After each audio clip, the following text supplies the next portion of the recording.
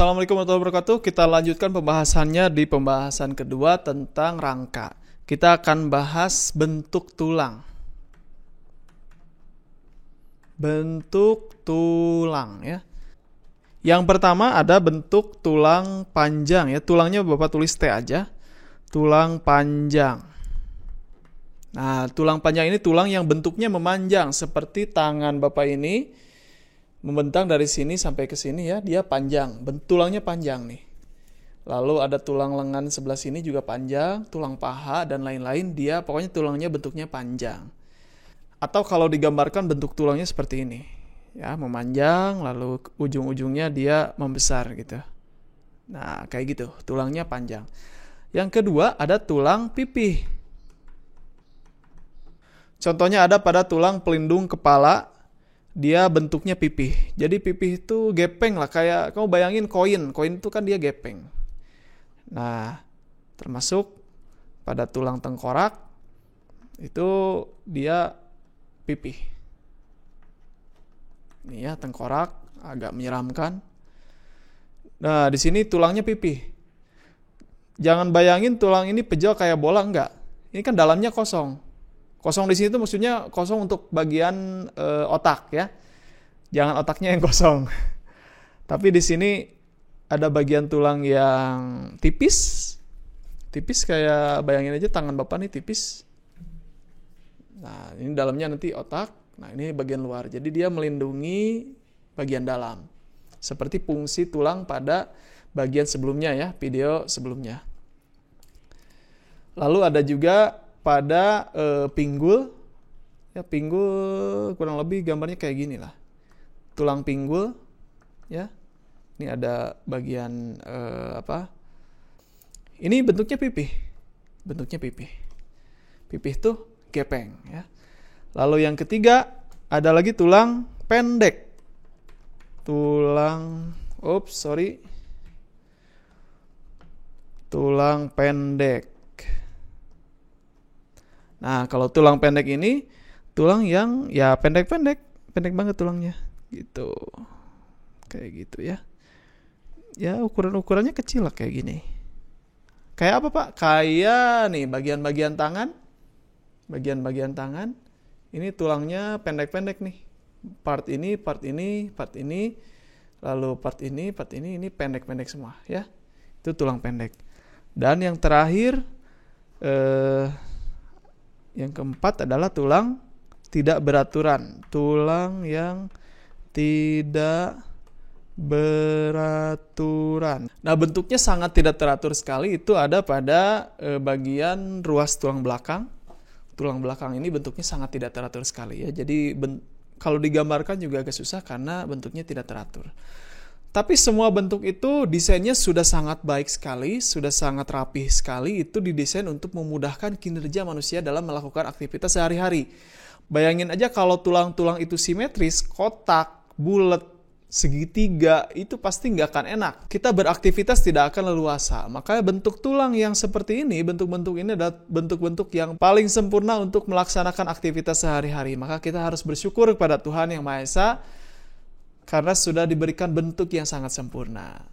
Kita akan lanjutkan pembahasannya ke pembahasan berikutnya. Silakan yang mau mencatat, silakan untuk catat atau screenshot boleh ya. Atau di pause juga nggak apa-apa. Selanjutnya perkembangan tulang. Jadi tulang tuh nggak gitu-gitu aja nggak. Dia juga ada perkembangannya. Nah, yang pertama tulang itu dia seperti ini.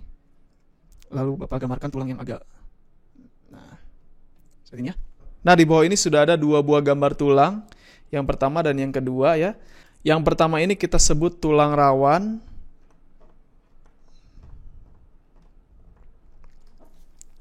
Lalu yang kedua kita sebut tulang keras.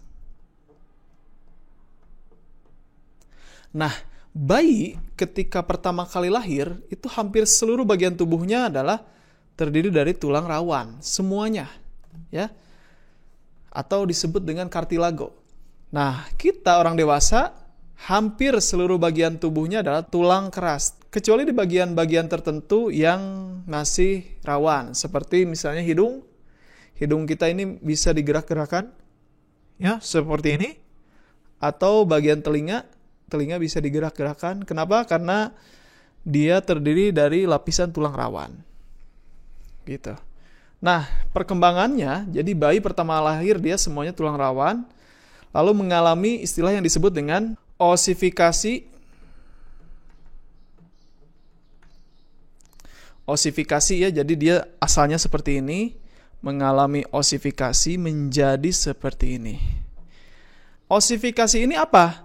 Osifikasi ini adalah proses pembentukan tulang, asalnya tulang rawan menjadi tulang keras. Nah, itu disebut dengan osifikasi, ya.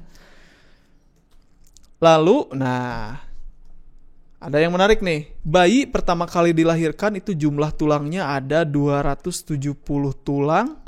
Dan ketika menjadi dewasa seperti saya ini, itu jumlah tulangnya seluruhnya hanya 206 tulang saja. Nah, sisanya kemana? Asalnya 270 menjadi 206. Sisanya itu mengalami fusi. Nah, jadi tulang selain mengalami osifikasi, dia juga mengalami fusi atau yang disebut dengan penggabungan, ya. Fusi ini penggabungan, osifikasi itu dia perubahan menjadi keras. Jadi Bapak ulangi lagi nih. Osifikasi dia berubah menjadi keras, untuk fusi dia berubah asalnya tulang yang terpisah-pisah menjadi tulang yang menyatu. Begitu kurang lebih. Nah, lalu kemana tulang yang asalnya 270 menjadi 206? Seolah-olah tulangnya hilang. Nah, padahal tidak hilang ya. Jadi tulang-tulang yang banyak itu mereka bersatu ya, yang kemudian kita sebut dengan proses fusi atau proses penyatuan tulang. Seperti itu. Silahkan yang mau mencatat boleh. Bapak akan hapus dulu. Kita akan lanjutkan ke sendi. Nah ya, sendi itu dibagi menjadi beberapa. Yang pertama ada sendi peluru. Sendi peluru ini sendi yang bentuknya seperti mangkuk ya, seperti peluru aja gitu. Nah seperti ini, lihat aja ke Bapak, jangan lihat ke papan tulis. Jadi ada mangkuknya, ada pelurunya. Nah, dia nempel kayak gini.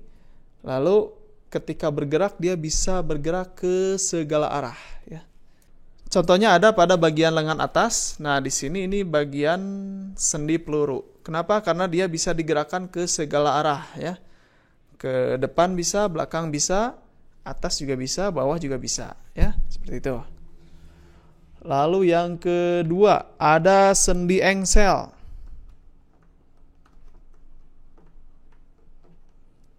Sendi engsel ini kenapa dinamakan engsel? Karena seperti engsel pintu. Dia hanya bergerak dua arah saja. Contohnya seperti ini.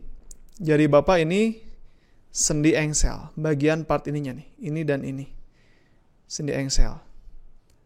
Kita gerakan. Gerakan seperti ini. Ini engsel. Dia nggak bisa gerak ke kiri kanan. Susah. Gerak kiri kanan nggak bisa. Lalu kita lanjutkan yang ketiga. Sendi putar.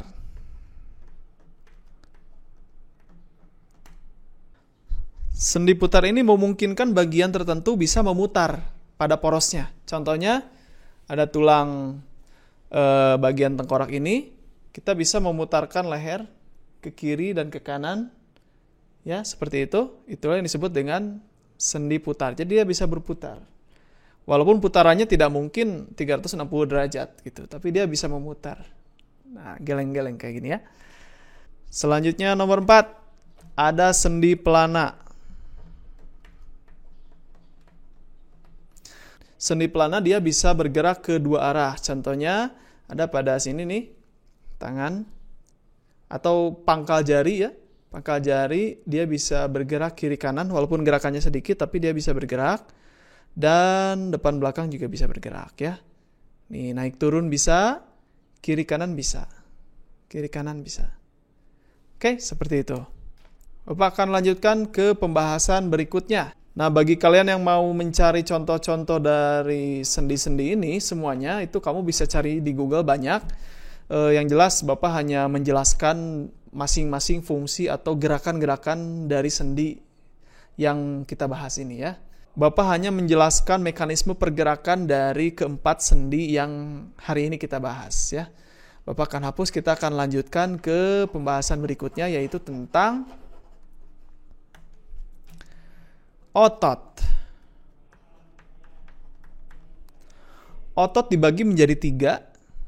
1, 2, dan 3. Yang pertama ada yang disebut dengan otot lurik.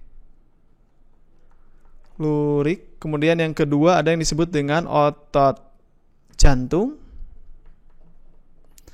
Dan yang ketiga ada otot polos. Ya, kita akan lihat perbedaan dari ketiganya. Otot lurik ini digerakkan secara sadar. Misalnya ketika Bapak ingin mengangkat tangan, pasti Bapak sadar ingin mengangkat tangan gitu ya. Artinya gerakannya diinginkan. Kita menginginkan gerakan tangan, gerakan kepala, gerakan kaki itu semuanya disadari. Semuanya diinginkan, semuanya direncanakan gitu. Kalau otot jantung dia tidak sadar.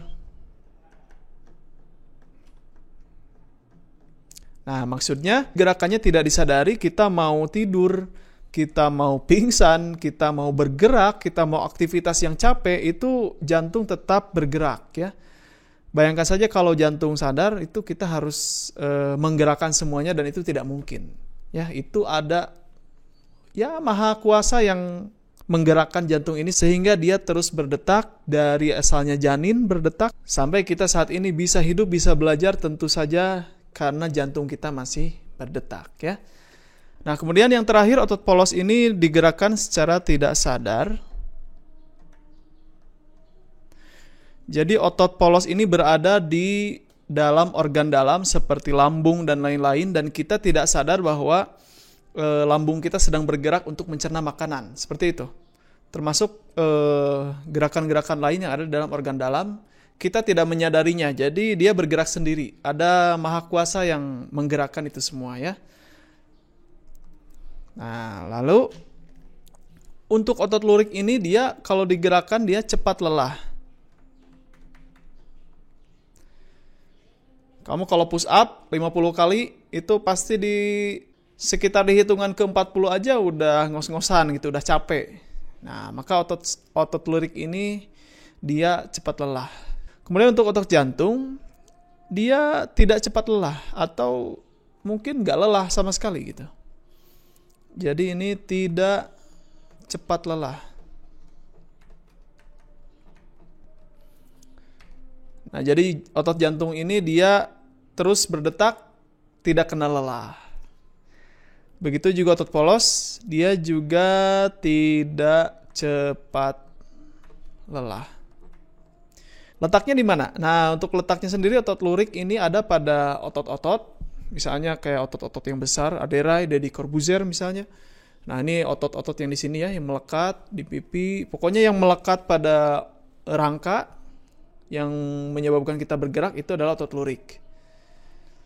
Kalau otot jantung, letaknya di jantung. Kalau otot polos, letaknya di organ-organ dalam seperti lambung dan lain sebagainya. Seperti itu.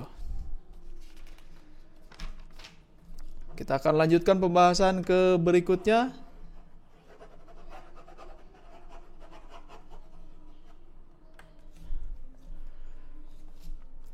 Yaitu kelainan sistem gerak. Kelainan yang pertama ada yang disebut dengan rickettsia ya.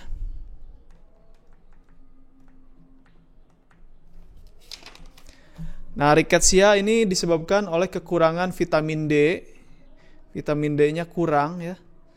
Nah, sehingga agak berbeda dari bentuk kakinya. Kakinya itu seperti O gitu. Lalu yang selanjutnya ada osteoporosis. Osteoporosis ini adalah pengeroposan tulang. Jadi tulangnya keropos. Biasanya ini disebabkan karena kekurangan kalsium. Lalu yang ketiga ada artritis. Nah, ini adalah penyakit sendi. Penyakit sendi, dia sendinya tidak bisa digerakkan atau sendinya malah bengkok gitu. Lalu yang keempat ada juga yang disebut dengan fraktura. Fraktura atau patah tulang ya. Jadi tulangnya patah, cara mengobatinya itu dengan cara digipsum. Biasanya dokter akan menggipsum. Insya Allah akan nyambung kembali, tentu dengan waktu penyembuhan yang agak lama biasanya ya. Lalu yang kelima ada kelainan tulang belakang. Kelainan tulang belakang. Nah, kelainan tulang belakang ini bagi 3. Yang pertama ada kifosis. Lalu yang kedua ada lordosis. Yang ketiga ada skoliosis. Nah, kelainan-kelainan ini terdapat pada tulang belakang. Jadi tulang belakangnya tuh bentuknya nggak normal. Kalau kifosis dia bungkuk ke depan nih, kifosis. Bungkuknya ke depan. Gini ya, bungkuk ke depan. Kalau lordosis dia malah seperti ini. Jadi membungkuknya ke belakang. Kayak menantang gitu ya. Apa lo? Nah, makanya sininya lordosis. Apa lo? Nah, lo-nya dari apa lo? Nah, gitu. Jadi bungkuk ke depan. Apa lo? Nah, gitu. Kemudian skoliosis ini seperti huruf S ya. Jadi tulang belakangnya tuh kayak S. Gimana ya? Agak susah juga. Pokoknya gini deh.